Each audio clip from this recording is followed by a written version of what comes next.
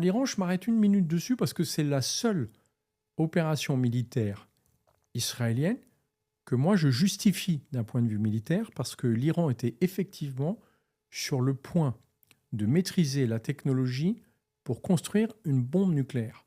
Ça n'a jamais été une bombe nucléaire pour pouvoir tirer un missile contre Israël. Ça n'aurait pas de sens puisque Israël a une trentaine de têtes nucléaires. Donc si l'Iran, en tant qu'État, attaquait Israël, s'exposerait à un suicide collectif. Ouais, tout à fait. Et on sait qu'il y aurait 50 ou 60 millions de morts, ce qui n'aurait absolument aucun sens.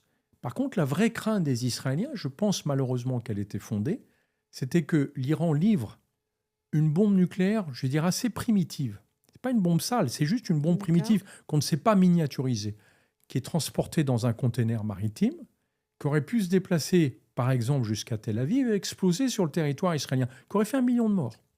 Et là, je suis désolé, mais les Israéliens ne pouvaient pas prendre le risque d'attendre que ce risque soit avéré, c'est-à-dire que la bombe explose, pour dire « Ah mince, on aurait dû faire quelque chose ». Donc, ils sont allés attaquer les installations nucléaires iraniennes avec l'aide des États-Unis qui, au bout de 12 jours, ont stoppé l'offensive. Ce qui est assez surprenant, c'est qu'en fait, il n'est rien fait pour permettre à la résistance iranienne de prendre le pouvoir. Ce n'est pas Israël qui pouvait installer un quelconque mouvement d'opposition. On a vu quand même à ce moment-là 2 phénomènes étranges. D'une part, le fils du Shah d'Iran commençait à apparaître, alors qu'on sait que correspond à rien, qu'il n'a aucun soutien populaire. C'est une pure marionnette. Je vais reprendre un slogan que j'aime bien de la résistance iranienne, hein, ni Shah ni Mollah, quoi. On ne va quand même pas passer d'un extrême à l'autre. Et puis, les Mollahs, qu'on laisse perdurer alors qu'on sait que les Russes ne sont plus capables de les soutenir. Donc je dirais, à quoi est-ce qu'on joue ? Qu'est-ce que c'est que ce pouvoir qui finalement n'est pas fini d'être retourné alors que le peuple iranien attend depuis des années de pouvoir s'en débarrasser. Ce n'est pas une invasion extérieure qui peut le faire. Oui, parce que voilà, il n'y avait pas de volonté d'ingérence de la part des Iraniens. Eux, ils veulent le soulèvement du peuple. Oui, mais on ne l'aide pas. Voilà, et c'est ça qui est surprenant. Voilà. C'est qu'en fait, on laisse ce régime des Mollahs perdurer, à martyriser l'Iran.